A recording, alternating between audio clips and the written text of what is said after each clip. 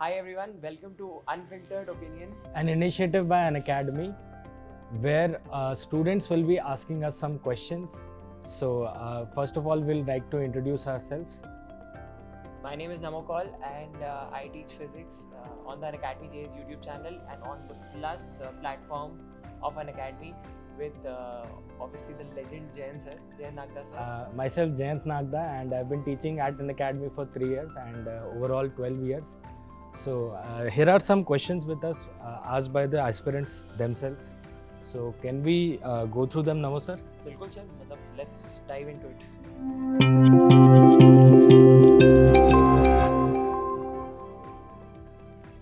So here's the first question that has come up, and Namo sir, इसमें let's see what answer we can give. How to deal with thermal physics for IIT JEE Advanced? तो I think ये काफ़ी heated question है first of all. Heated. तो मुझे लगता है कि ये पहली बात तो बहुत इंपॉर्टेंट चैप्टर है बिकॉज इसके कई सारे एस्पेक्ट्स आपकी केमिस्ट्री में भी आते हैं. तो first you need to know कि उसमें क्या होता है difference, like you know the work done वाला फंडा.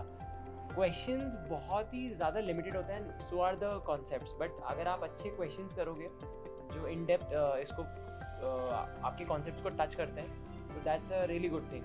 जैसे we suggest a lot of great books also in the market which have good questions like the top ranker series or the digital video book of an academy, which is the best resource out there. That I find मतलब उसमें इतना मेहनत गया है नमो sir, और वो जो हमने स्पेशली 1.0 2.0 में कर दिखाया है, दैट इज़ एक्सॉस्टिव. मतलब उसके अलावा किसी को कुछ और देखने की ज़रूरत नहीं. If you are even aiming the olympiad exam, तो दैट इज़ द स्ट्रेंथ. आप उसको फॉलो कर सकते हैं, the digital video book livedaily.me/JEE. And I think thermal physics is a very important topic जिसके क्वेश्चंस बहुत रेगुलरली आते हैं. You should not miss it. कई बच्चे 11th के मिस कर देते हैं. Should not miss it. और एक चीज़ जो मैं आई थिंक ऐड करना चाहूँगा इसमें इज दैट कि this is for every topic of physics कि आपको बहुत ज़्यादा सवाल नहीं करने चाहिए. इंस्टेड आपको बहुत सिलेक्टेड अच्छे क्वेश्चंस करने चाहिए जिनमें मल्टीपल कॉन्सेप्ट्स उलझे हुए हों. So you know how to tackle and gauge कि इसमें क्या लग रहा है, कब क्या I think those kind of questions are also coming up. So let's go to second question. How important is it to have good theoretical knowledge in physics? Good theoretical knowledge. Very important. Obviously. You can't do without it. You can't, like in mathematics ना, there are some topics जहाँ पे आप बिना theory के भी शायद कर सकते हो, because you know the know-how कि ऐसे होते हैं questions. But in physics you need the theoretical base. At the same time, without practice it will be incomplete. So a good balance of theory and practice is really important, and that is what the next question is, in fact, that how much time one should dedicate towards solving numerical in physics. कितना समय देना चाहिए no sir? तो like I always say कि when you go to a good restaurant है ना, and वहाँ पे आपको आपकी फेवरेट डिश खानी है एंड ऑल ऑफ दैट, तो वहाँ पे आप ये नहीं देखते कि यार कितना टाइम आप स्पेंड कर रहे हो. I think you should enjoy, you should engage your mind in those problems. And that's in fact a very genuine answer, because when I remember कि हम भी जब preparation करते थे, there is no time limit that you would ever set. There are some topics जिनमें कम time में हो जाएगा आपके questions.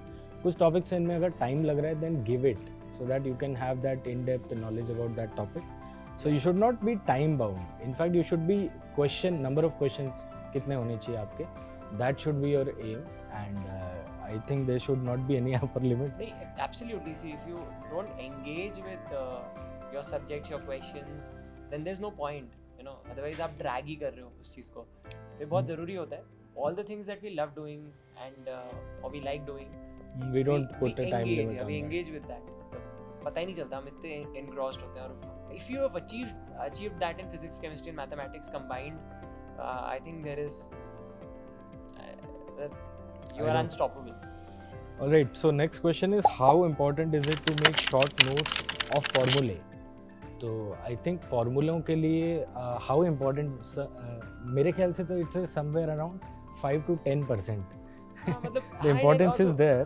बिल्कुल है. and इस कभी कभी चैप्टर टू चैप्टर भी डिपेंड करता है. जैसे for example if you talk about coordinate geometry in mathematics, है ना, तो वहाँ पे आपको पता होना चाहिए यार m1 into m2 is equals to -1 for perpendicular line, और सर्कल का रेडियस क्या होता है अंडर रूट ऑफ जो भी होता था, है ना. Even in like centre of mass अगर आप देखोगे बहुत सारे फॉर्मूले अगर आपको याद हैं, you will be going on those questions easily, but you don't have all the topics in similar manner. So I think there is some benefit, some 5 to 10% of benefit you'll see in the final exam. Exactly sir, अगर आपने आपने बिल्कुल सही short बोला. notes बनाए तो.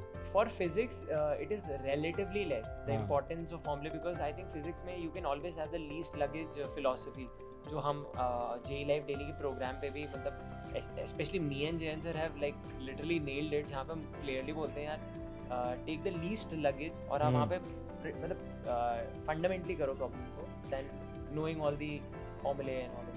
Like the question actually is correct because short notes के बारे में बात हो रही है, तो keeping it short is very important. Lengthy notes will never help you actually, and some 5 to 10% you can think that makes a difference in the final exam. All right, so while preparing, what are the topics one should keep an extra focus on in physics? What topics are which are important kind of?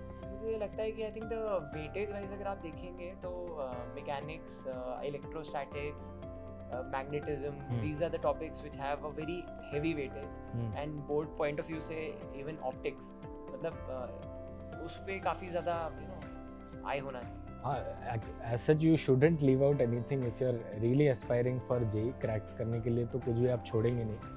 At the same time 3 topics हैं अपने, optics, modern physics and thermal physics, जो actually कम input में आपको ज़्यादा output देते हैं. जैसे electromagnetism and mechanics are there and you have to like do some parts of it, otherwise तो आपका मेजर चंक ऑफ सिलेबस हो ही नहीं रहा है.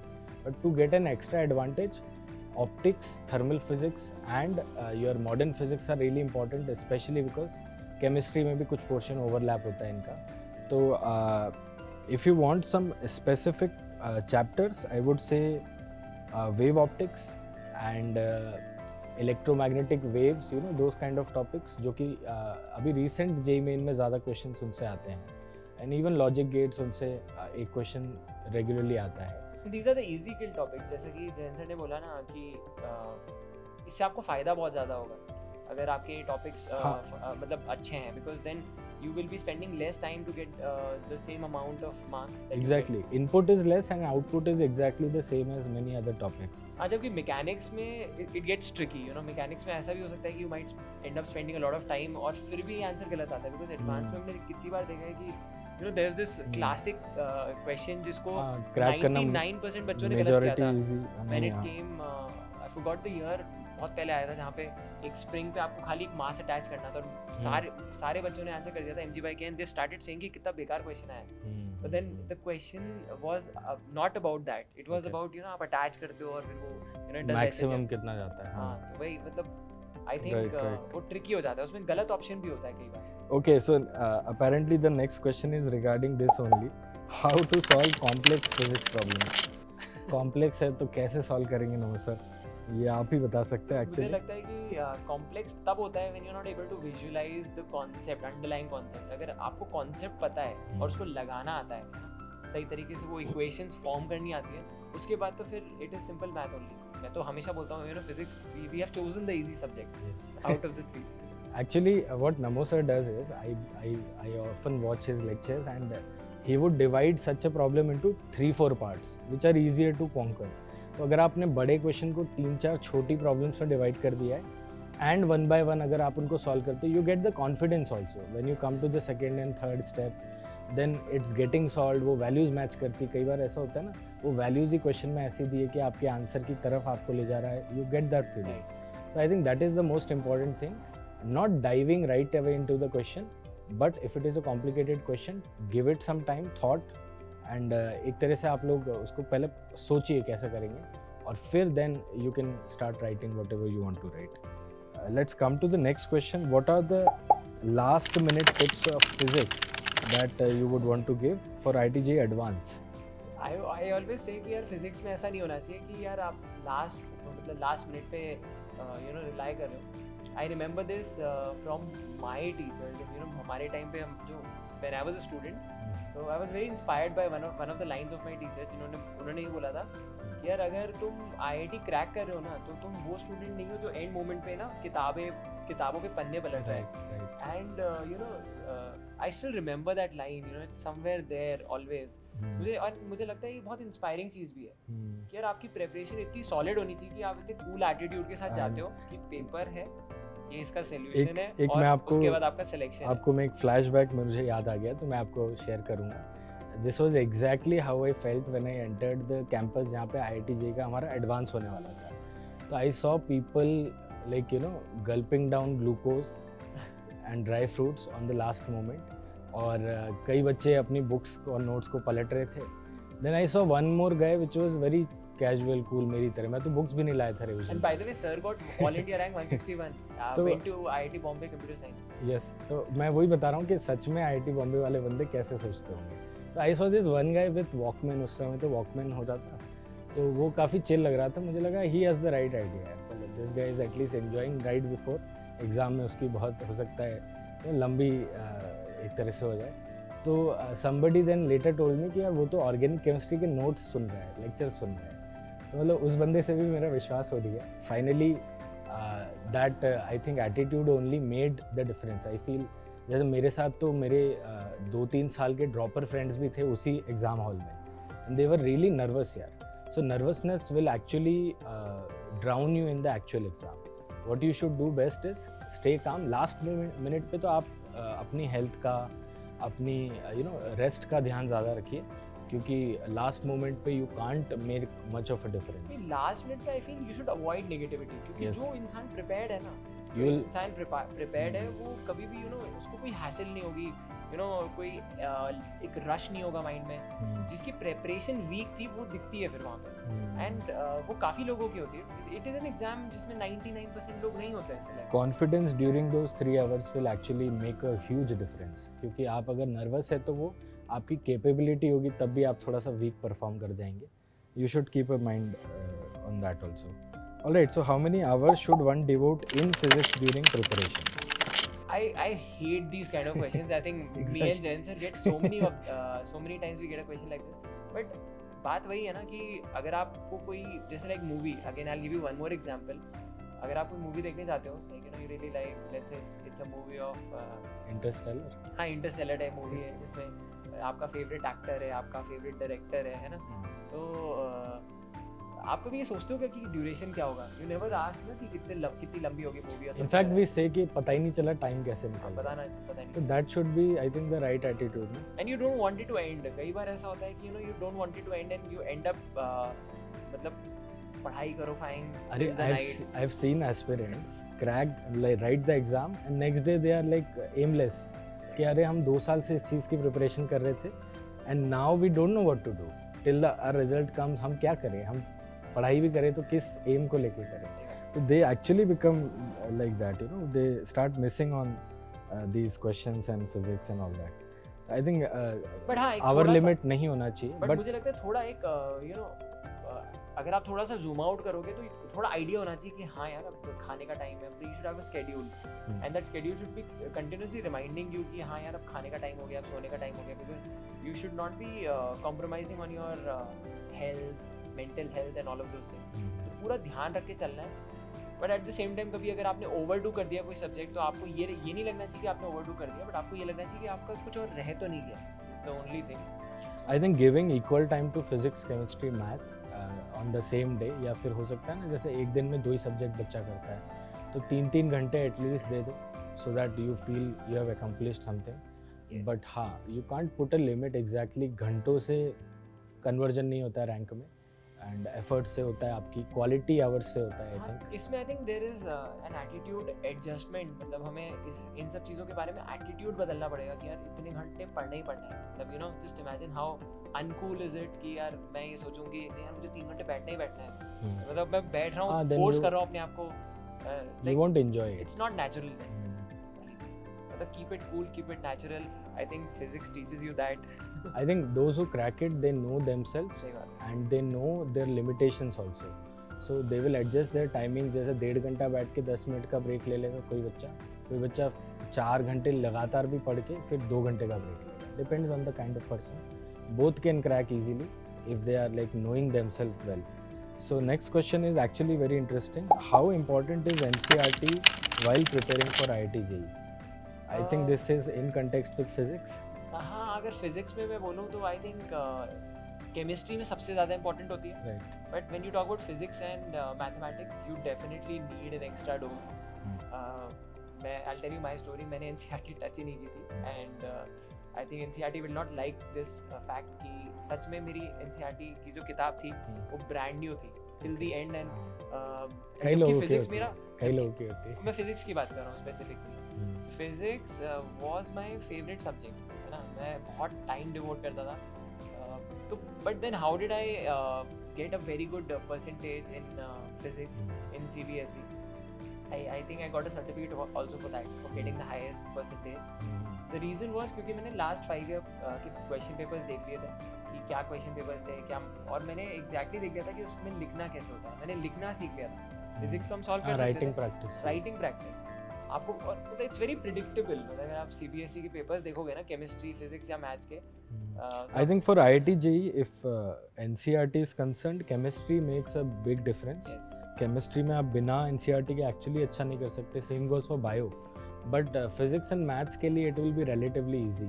सो you have to look out for more advance problems. But physics में I think notes help you the most. मुझे लगता है इवन जैसे लाइक CBSE का एग्जाम था तो मैंने पहले अपने सारे नोट्स कर लिए थे, और उसके बाद मैंने क्वेश्चन देख लिया था कि यार यहाँ पे ऐसे लिखना होता है CBSE में, ये 4 पॉइंट्स लिखने ही लिखने हैं, ये डायग्राम बनाना ही बनाना है ना, ट्रांसफार्मर का ये होगा. हाँ, वो कुछ चीज़ें स्टैंडर्ड है पूछी जाती है. राइटिंग प्रैक्टिस उसमें आई थिंक विल बी बहुत ज़रूरी है. Alright, what should be the preparation strategy for electronic devices and electromagnetic waves in JEE Main? So these are two topics, Namo sir. हाँ, इलेक्ट्रॉनिक डिवाइसेस जैसे logic gates वगैरह पे question एक पक्का ही होता है, राइट. और एक होता है EM वेव्स पे, जो कि लास्ट 2 साल में 3 साल में भी जब पेपर डिस्कशन करते हैं हम, एक क्वेश्चन आता है. They are topics of single lecture sometimes. सही बात समझ है. रहे हो? एक But घंटा पता है अगर आप, बच्चे हमेशा इसके बारे में क्यों पूछते हैं हमसे, बिकॉज ये एंड में आता है लगभग, हाँ. और यू नो ये हमेशा समा उनका रह जाता है. और वो जो एंड, जो आप बोल रहे हो ना, एंड डे या एंड वीक में जो आप चैप्टर कर रहे होते हो ना, हाँ. तो ये वो चैप्टर होता है. And you know then most of the times it happens कि यू नो आपको, आप या तो आपका फ्रेंड फ़ोन कर रहा है या आप अपने फ्रेंड को फ़ोन कर रहे हो, यार जल्दी से ना मुझे कम्युनिकेशन सिस्टम में से या यू नो इलेक्ट्रॉनिक डिवाइसेस में से बता दे क्या आता है क्या नहीं आता है. But I feel it's an easy kill thing. बहुत सिंपल है. इसको अगर आप पहले से कर लोगे तो आपको वो एंड मोमेंट पे स्ट्रेस नहीं होगा. तो इसको जल्दी से निपटा सकते हो. लाइक सर सेड ना कि एक लेक्चर का है सब कुछ. मतलब ये टॉपिक्स हैं कुछ जो हम लास्ट में यूजुअली करते हैं और बीच में भी कर सकते हैं.